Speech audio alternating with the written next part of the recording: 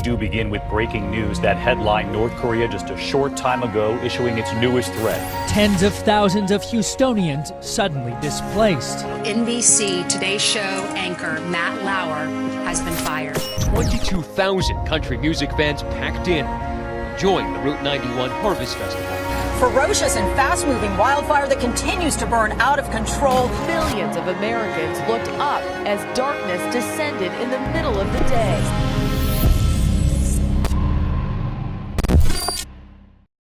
So we began a couple of weeks ago in this series for the new year, and it's kind of an interesting way to approach it because instead of talking about what's happening in 2018, we're actually looking back. It's the year in review. We're looking back on things we've learned in 2017. But here's the idea. We know that there are struggles and challenges and problems coming up in 2018, and we figure that if we look back, the things we learned in 2017 will bless us. Kind of like when we're in school, right? And so you've got a big test coming up, and so instead of sort of moving to material beyond, when you're preparing for that test, you review the stuff you've already studied. That's what we're doing. We're preparing for the tests that are coming up. So, for example, last weekend we talked about creation. And then on Monday, Tuesday, and Wednesday, we learned new lessons about creation, right? Well, today we're going to talk about fidelity.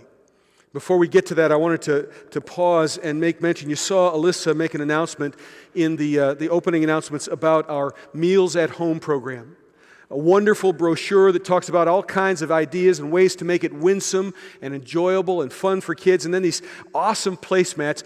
How many of you are actually using the Meals at Home stuff right now? Okay, not nearly enough. But how many of those of you who are using it, how many would say, this stuff is awesome? Because the feedback I'm getting is that the brochures are awesome for the parents and the kids love the placemats. And so here's what I'm asking. Pick these up and make use of them. Now, the good news is lots and lots of people have picked them up today. Bad news is we're close to, are we out? Do we have a few left? We have the guides, no more placemats. So it's over. We're not giving any more placemats away, right? We have lots of placemats. We're just about out of guides. But guess what we're going to do just for you? Pick up your placemat on the way out. We'll make sure that we have more guides if we run out by the time you get there. But here's the thing. This isn't just for parents. This is for grandparents and godparents and aunts and uncles. I mean, imagine this legacy. You as a grandparent have these placemats and you have the guide, and when you sit down, when your grandkids are with you, one of the things they remember is that grandma or grandpa or grandma and grandpa did this with them. That they always found a fun way to talk about God, to make it part of their meal. I promise you, it's forming their faith. It is investing in their eternity. And so please, whoever you are. By the way, if you've got loved ones who don't live here or loved ones who are not part of this congregation, but you think that they could make use of this, get it for them. Send it to them. I mean, how much can it cost to send a couple of placemats and a paper guide? But pick them up and get them to them because this is a wonderful ministry, but it's not just for Concordia. It's for anybody that you want to share it with, anybody that you want to see their family and their loved ones blessed. Get the idea?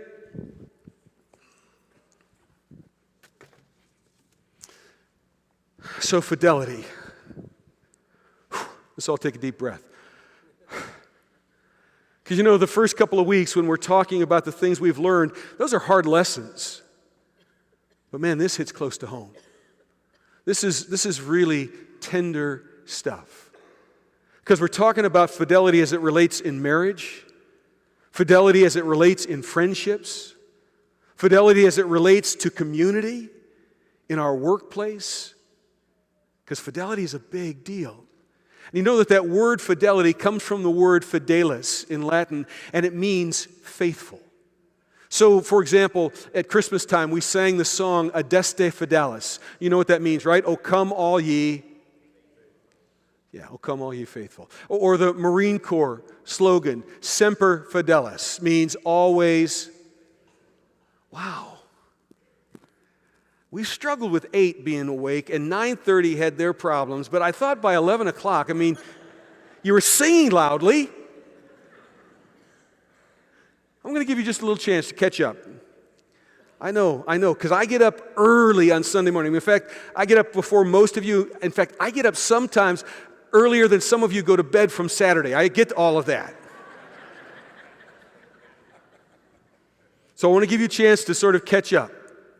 Marine Corps slogan, Semper Fidelis, means always faithful. You've got it. Some of you were hiding out there. You're now in plain sight. Thank you for that. So when we think about this whole idea of faithfulness, you know the other thing that I thought of? Dogs. Man's best friend, right? How many of you have a faithful dog? Okay, lots of you. You know, I've shared pictures of my dogs with you. So we've got Shadow, the border collie, and we've got Bella, the white puffball. Shadow, the border collie, is faithful. Bella is not. This was brought to light again earlier, probably 2 weeks ago or so. You know, Shadow has a bed in our bedroom right next to the side of the bed where Julie sleeps. And Shadow loves his bed. Shadow can't wait for time to go to bed. In fact, a lot of times, if we're sitting in the family room and somebody gets up, Shadow will rush to the bedroom door and he'll look over his shoulder like, come on, isn't it time to go to bed? So that's why it was so surprising the other night when Julie, we went to bed, she wasn't feeling well. I didn't even know that she got up, but she got up because her stomach was upset. She was sleeping on the couch, sort of sitting up. And come to find out, even though I was completely unaware that this had happened, Shadow had gotten up and instead of sleeping on his bed was sleeping right next to her all night long. That's faithful, right? Now, I know some of you are cat lovers. This is not an anti-cat statement. But cats are not noted for their faithfulness, right? Cats have got all kinds of other virtues and good qualities and stuff.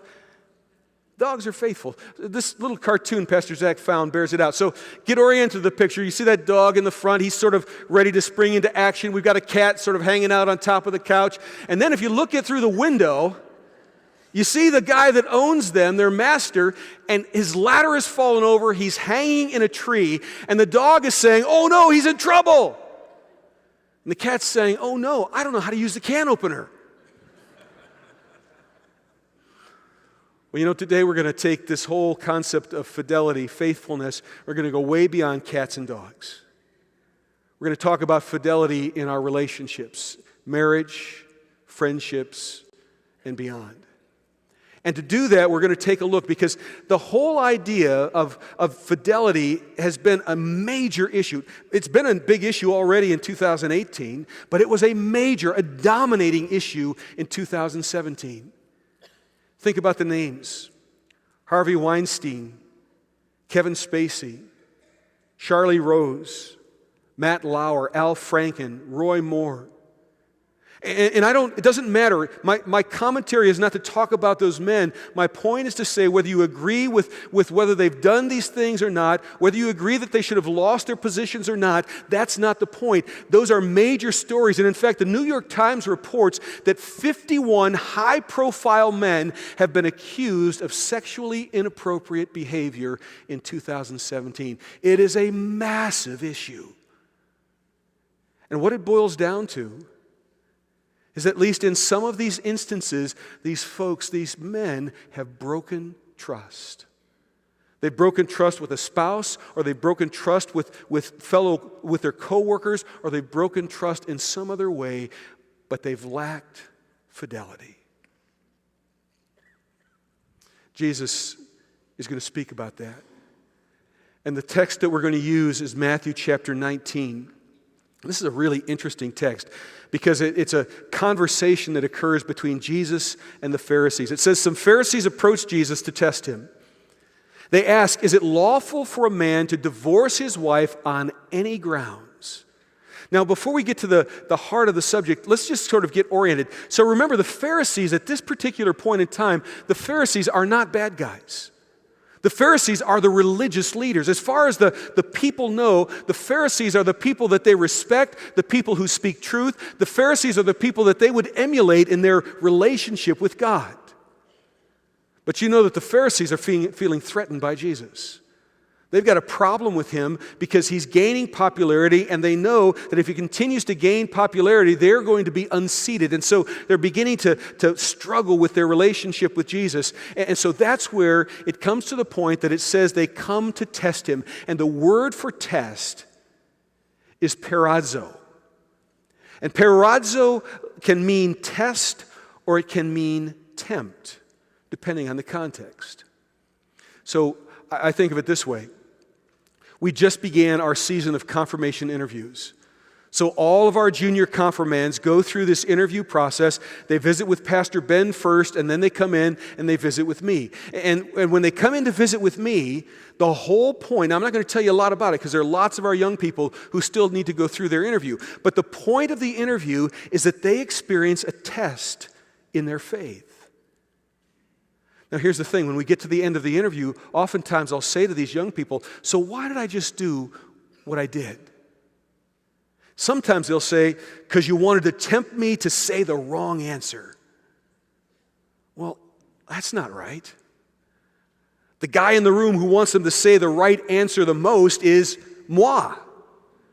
I don't want them to say the wrong answer. I want them to get it right. But what I want to do is I want to test them. Because part of what I tell them when it's all over is that in their life right now, they probably don't get their faith tested a lot. But when they move into the high school years, when they move into junior high years, when they move into college, when they move into adulthood, their faith is going to be tested pretty much on a daily basis. And so if they can face up, if they can stand that testing, if they can be strong when they're talking to me, then I know they can be strong wherever they are.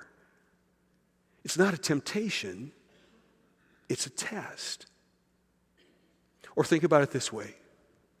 There are times when God perazzos us. He tests us because He wants us to become stronger. He wants us to be prepared so that we can win. We can be victorious through the trials and the troubles and the struggles of this life. The devil, on the other hand, Satan, perazzos us. He tempts us because his goal is to bring us down. He doesn't want us to get stronger. He doesn't want us to be victorious. He wants to tear us down. He wants to torment us. So when he perazzos, it's not a test. It's a temptation. Get the idea? These Pharisees have crossed over. They're not there to test Jesus and make him stronger. They're there to tempt him. And the way they want to tempt him is with this hot topic issue. Is it lawful for a man to divorce his wife on any grounds? Now you may say, well, wait a minute, that's kind of a current topic, but that wasn't a big deal back then. But you know, if we think about it, the whole idea of no-fault divorce, even in our culture, it began all the way back in 1970 in California. But the truth is that the last state to legislate no-fault divorce didn't do that until 2010. So 1970 all the way to 2010. In fact, anybody know the last state to agree?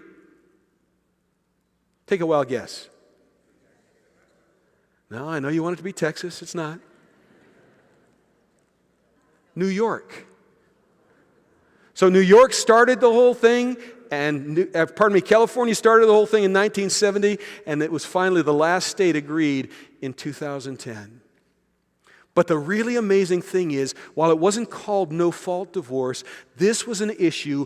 Any cause, any reason divorce was an issue all the way back in Jesus' time and before. In fact, that brings us to Deuteronomy. So going all the way back now to Moses. In Deuteronomy chapter 24, if a man marries a woman, but she becomes displeasing to him because he finds something indecent about her, he may write her a divorce certificate, hand it to her, and send her away from his house.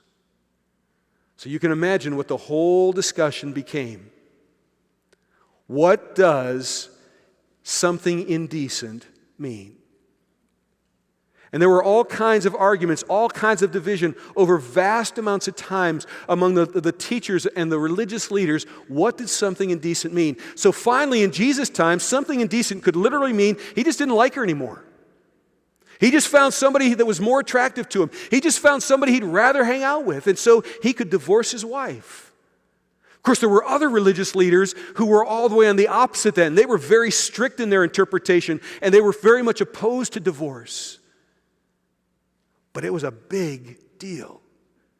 And the Pharisees are betting on the fact that Jesus is probably much more strict in his interpretation, and so they figure they can get the question out there, they can get him to answer publicly, and his popularity is going to take an enormous hit. Their whole point in asking the question is politically motivated. But Jesus, you know how Jesus is, right? He just goes right back at him. He says, haven't you read? He who created them in the beginning made them male and female. He also said, for this reason a man will leave his father and mother and be joined to his wife, and the two will become one flesh. So they are no longer two, but one flesh. Therefore, what God has joined together, let no one separate. Two big things I want you to notice. Number one, Jesus does not care about his popularity. He's not giving the popular answer. I tell you that anyone who divorces his wife except for sexual immorality and marries another woman commits adultery. This is a big deal, and Jesus goes right at it. He doesn't mince any words. He doesn't mess around. He says exactly what the Scriptures say. You know, that brings me to a little side note. We've been talking about the Ask Anything messages. And I've been telling you those are preparing, and of course we were delayed a little bit because of the crazy week with the weather and cancellations and so forth. But the Ask Anything segments, those sermons are online, all three of them. Remember, all three different sets of questions. TJ has also cut those messages down so that the question and answers are all in individual segments. So you can listen just to a question and answer. And you can find all of those that are available right now. I think there are 41 question and answers right now. Those are available at askanything.cc. Got it? Askanything.cc. And there'll be more questions and answers added and so forth. But you can find those. If you're looking for them, if you want to share them with somebody, those are available right now. And the reason I bring that up is because one of the questions I get asked all the time, Pastor Ben's been asked many, many times. Any of our pastors have been asked, what are the biblical grounds for divorce? Well, there are two or maybe three, depending on how you look at it, right? Number one is this whole idea of adultery. Exactly what Jesus is talking about in Matthew 19. One biblical ground for divorce is adultery. Second comes in 1 Corinthians. It's abandonment. But if the unbeliever leaves, let him leave. A brother or a sister is not bound in such cases. God has called you to live in peace. And so the whole idea of abandonment, if someone leaves, if they're abandoned, then they're no longer bound. And that's where that third possibility comes in, because lots of theologians will say that it's adultery, abandonment, and abuse. And the reason that abuse gets added on is the whole idea that because of the necessity for safety, abandonment is required.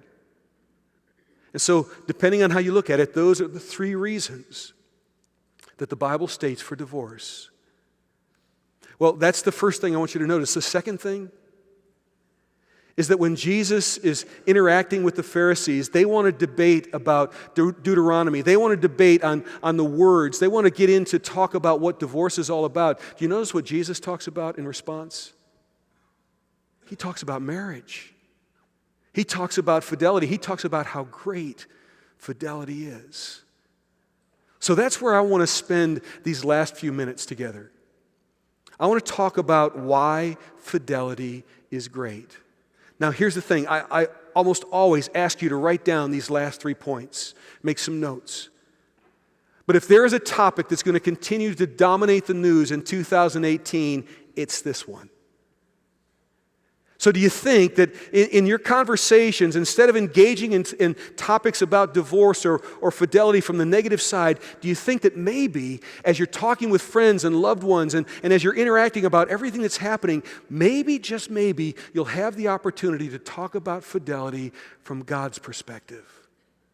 That's why I want you to write it down. Because if you and God decide the time is right, this is going to be something you can share with people that brings the eternal perspective to bear, right? So point number one, why fidelity is great. You and I, we were created for fidelity.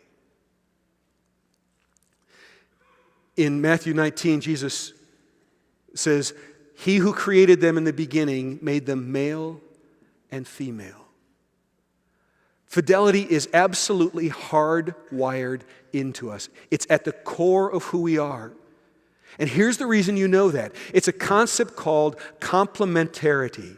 And complementarity is this idea that there are certain things that are meant to be together, certain things that are complementary in nature.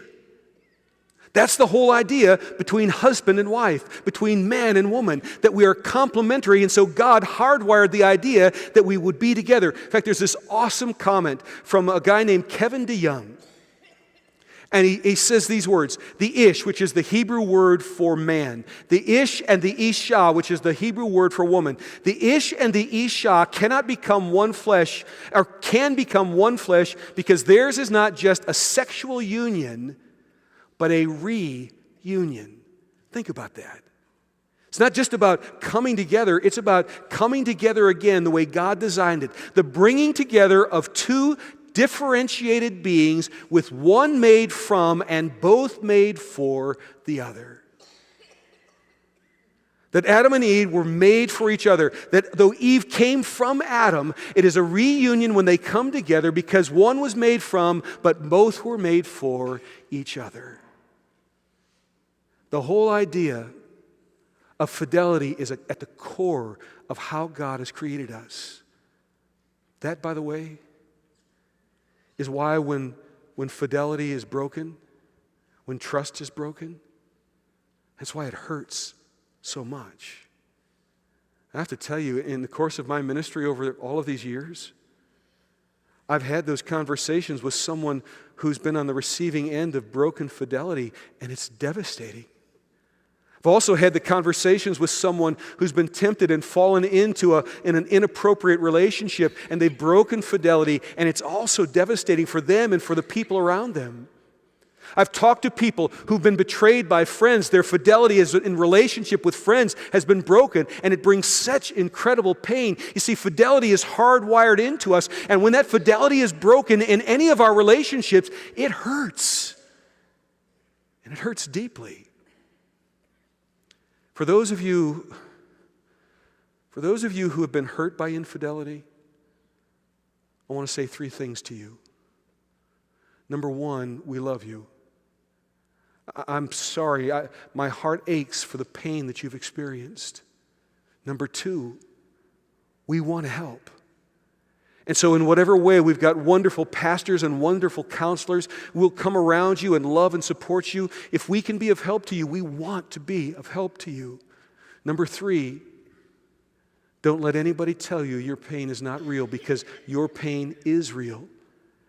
And the reason that it's real is because not just that something happened to you, it's because what has happened to you goes against the very core of how you were created. You were made for fidelity, and when fidelity is broken, it hurts.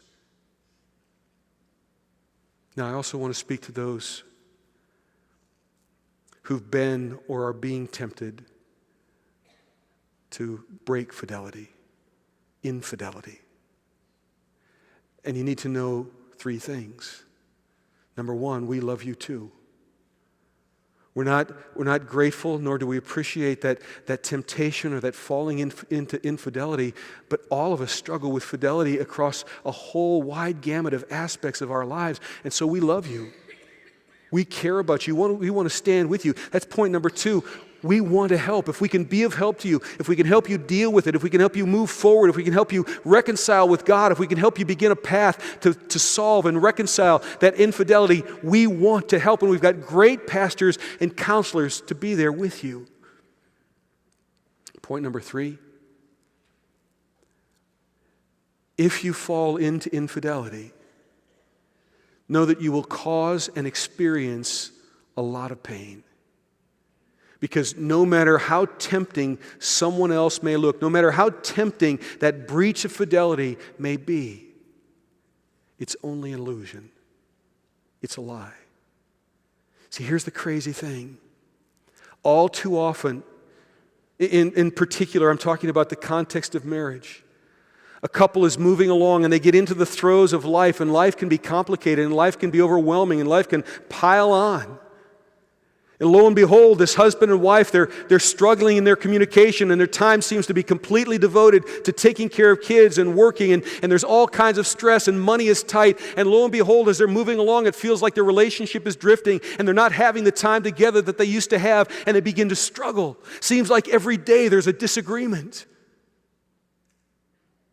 And all of a sudden, for him or her, there's some person outside, a person at work, a person in the neighborhood, a person wherever it may be, and that person is always so kind and always so interested, and they're always so affirming, and the devil begins to say, this was a mistake, this marriage was a mistake. That's the person. And it's a lie. It's an illusion. Remember what Jesus said about the devil? That he was a murderer and a liar from the beginning, that he's the father of lies. But make no mistake, he's really, really good at it.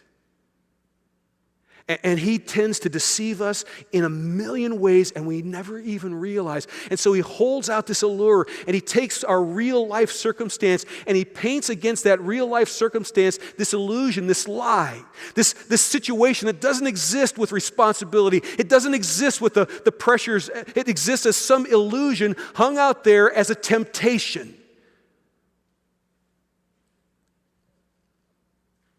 And stumbling and falling into that is disaster. It will not bring what the devil promises it will bring, because he's a liar. What God's desire is that you and I move through those difficult times. We get the help that we need. We work on the communication that we need to work on. We struggle through those hard times with help and support to get to the other end where we experience the blessing and the joy that God intends for us. That's real life. And that's how God's blessings come. Number one, fidelity is great because you and I were made for it. It's hardwired into us. Point number two, fidelity is great because it helps us prioritize our relationships. What I mean by that is relationships are hard, right? We're always juggling one relationship or another. We're always trying to figure out who should be more important, who we should communicate with. And sometimes we have all of this guilt because sometimes something or someone is more important than someone else, and it's just the reverse of what it was a week or two ago. But the crazy thing is that that's sort of how we are. That's a part of our life. Anthropologists have studied this whole idea of relationships. And one study in particular by Robin Dunbar at the University of Oxford comes to this conclusion that as human beings, the maximum number, and there are lots of other studies, the number varies so slightly, but Dunbar's study is sort of right there in the core of it, that the maximum number of friends that a person can have is probably 150. That's about all you and I can sustain. So I've made this little circle chart. So let's say that you and I, there we are at the center, that's our self.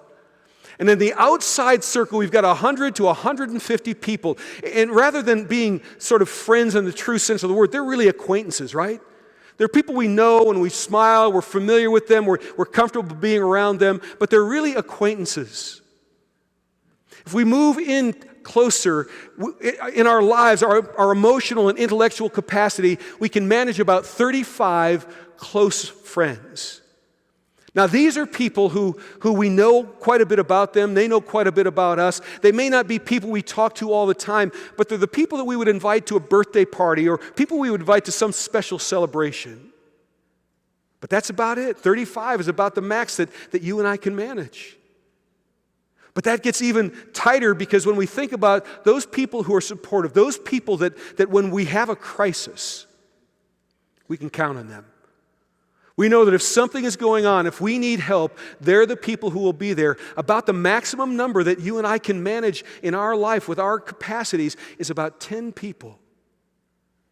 And even at that, when it comes to intimate relationship, people that we know most of them, we know almost everything about them, and they know most everything about us.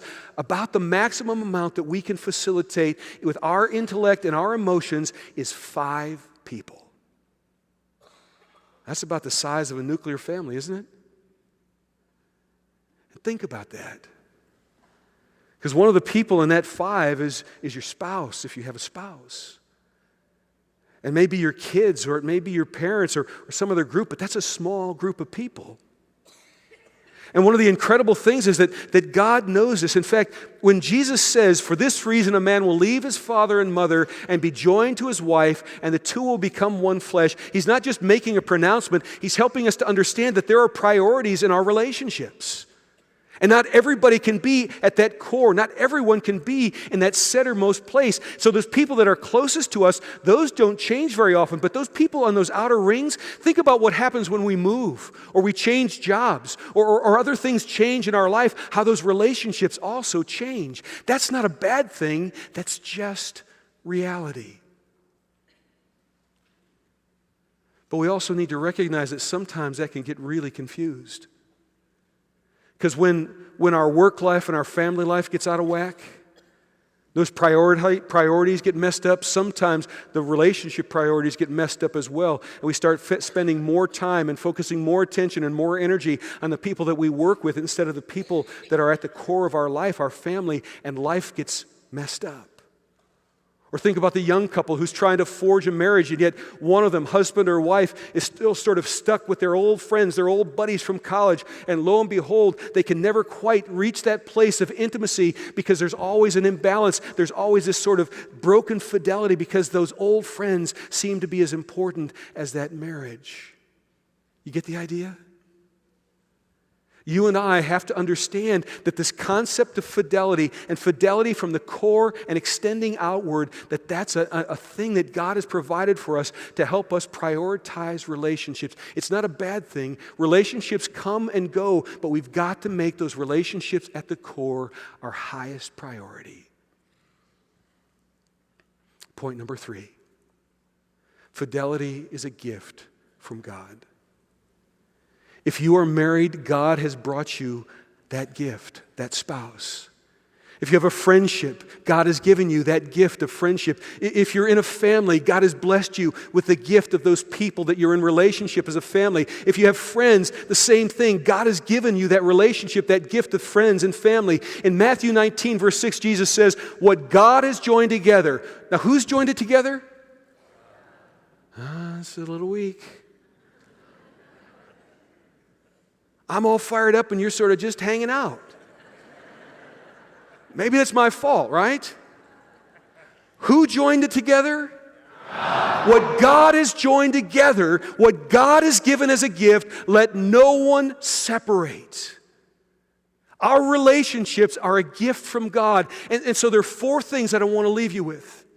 4 things that we need to do if we're going to recognize and treasure the relationships that God has given. Our marriage, our family, our friends, our co-workers, our community, our church family. 4 things that we need to do. Number 1, we need to pay attention.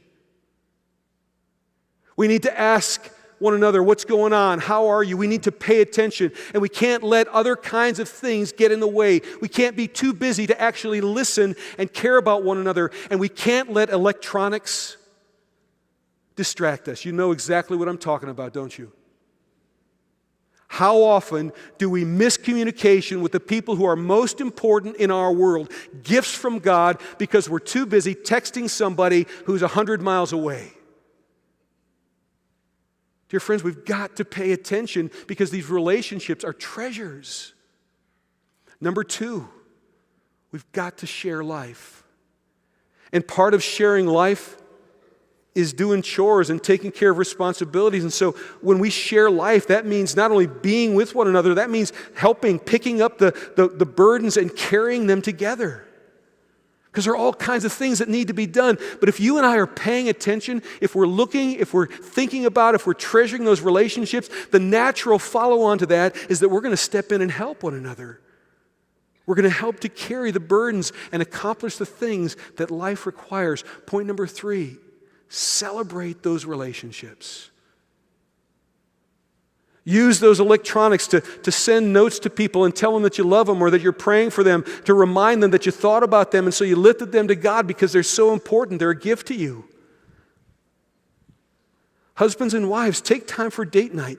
And I'm not talking about some big expensive dinner. I'm talking about something as simple as sitting in the family room together and putting everything else away and focusing on time with your spouse. I mean, there are a million ways to do it, but if we really believe that our relationships are gifts from God, that God brings us together, we've got to celebrate those relationships. Point number 4, we've got to communicate.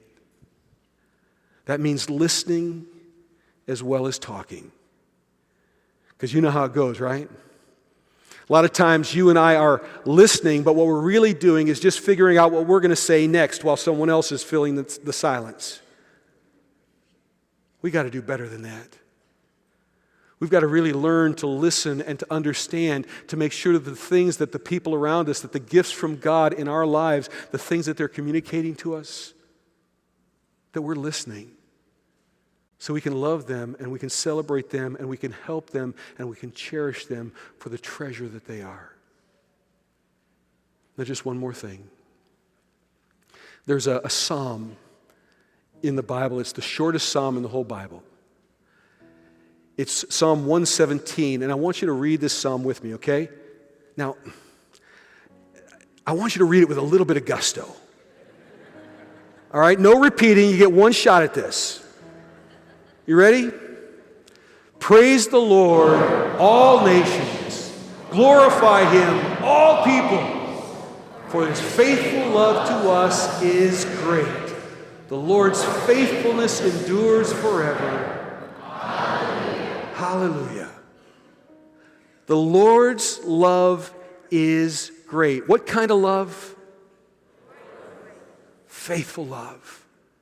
Rock solid, unchanging, never ever going away love. The faithful love of the Lord lasts forever. His faithfulness endures forever. It is great, and it is awesome, and it is powerful. You know, when I think about our relationship with God, God's not saying the same thing about us, is He? We make mistakes, we turn our own way, we do our own thing, we ignore Him. But here's the amazing thing about God's faithful love that makes it great. It never changes. You and I make mistakes and we hurt the people around us by our lack of fidelity, and God stays faithful. You and I stumble and we do our own thing and we go a whole different way, and God stays faithful.